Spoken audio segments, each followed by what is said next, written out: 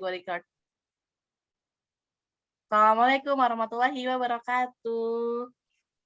Waalaikumsalam. Kami dari kelompok 3 ingin mempresentasikan tentang keputusan yang kita buat dari Google Trends. Saya izin share screen ya. Silahkan. Boleh, Kakak.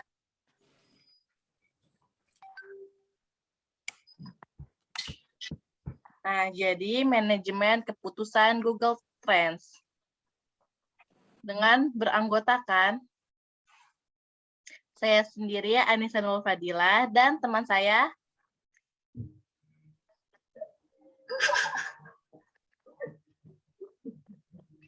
Sumarni, ada Sania juga, ada Lutfia, Namira, dan Munadia. Halo. Halo. Hai. Oke, selanjutnya itu pengertian Google Trends yang akan dijelaskan oleh Sumarni. Waktu dan layar dipersilahkan.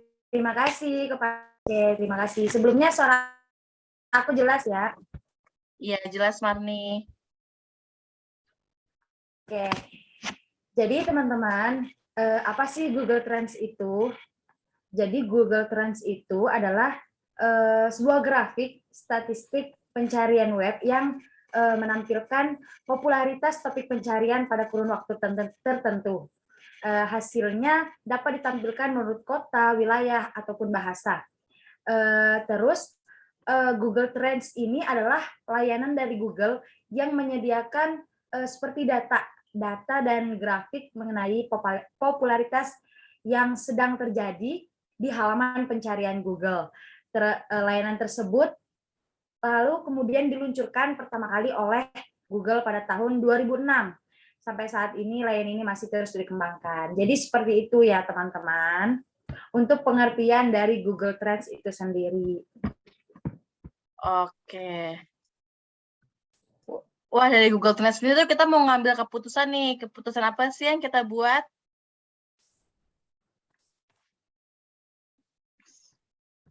Sania, bisa dijelaskan? Oke, jadi dengan Google Trends kita itu bisa mengambil keputusan untuk membuka usaha, yaitu sebuah usaha warung kopi di Yogyakarta. Kenapa jadi kita mengambil keputusan tersebut?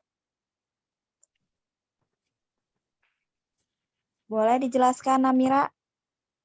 Kenapa kita mengambil keputusan tersebut? Itu karena bisa kita lihat, teman-teman, di sini ada sebuah grafik yang dimana warung kopi itu, nah yang warna merah, grafik yang warna merah itu warung kopi, dan grafiknya itu lebih tinggi. Nah, yang warna biru itu ada grafik coffee shop. Nah, dia itu warna biru di sini ya, teman-teman, yang grafik di sini. Dan kalau dibandingkan dengan warung kopi, grafiknya itu lebih menurun yang coffee shop daripada warung kopi. Warung kopi itu naik ya teman-teman di sini. Tapi kalau coffee shop itu lebih rendah. Makanya kenapa kita di sini memutuskan, kita semua mengambil keputusan bahwa kita memilih warung kopi sebagai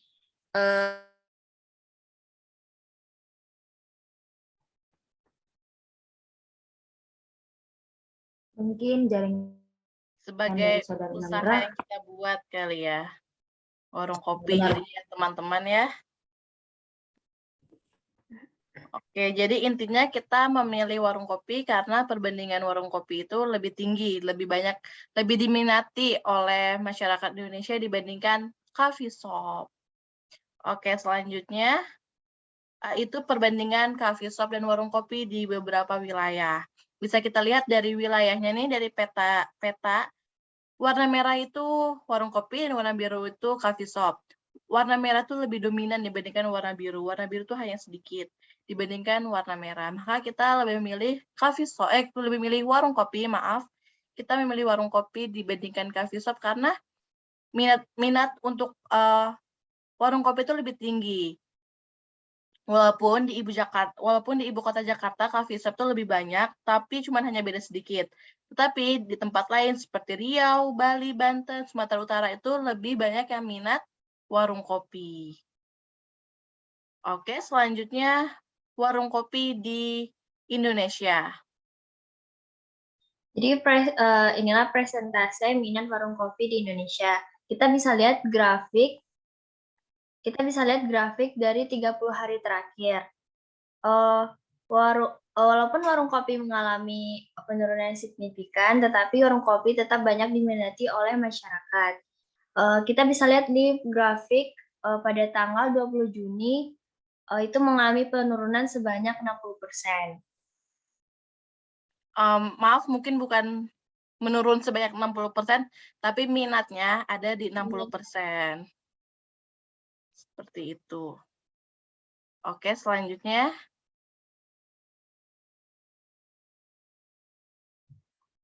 Munadia, bisa dijelaskan slide Google Oke. Translate di sini? Oke. Oke, baik. Untuk selanjutnya, apakah sudah terdengar suara saya? Sudah, Munadia. Oke, baik. Untuk selanjutnya, kopi ini terpopuler ada di Kabupaten Sleman. Lalu yang kedua, di urutan kedua ada Warkop DKI. Lalu yang ketiga ada Rokok. Lalu yang keempat ada di Pontianak. Seperti itu. Terus untuk warungnya sendiri ada di Warung Kopi Gunung Cikole. Oke, selanjutnya menurut subwilayah, warung kopi itu paling tinggi berada di daerah istimewa Yogyakarta. Dia ada 100%.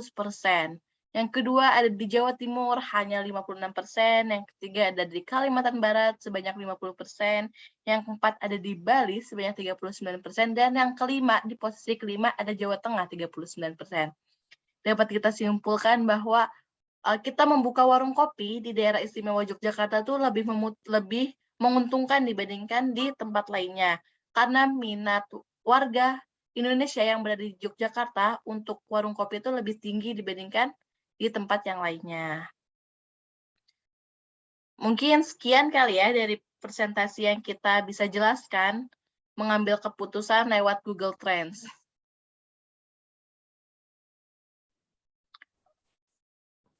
Ya, sudah jelas, Kak. Oke, kita akhiri ya dengan mengucapkan hamdalah. Alhamdulillahirobbilalamin. Alhamdulillah. Semoga bermanfaat ya, guys. Semoga bermanfaat ya. Dadah. Dadah, see you. Assalamualaikum.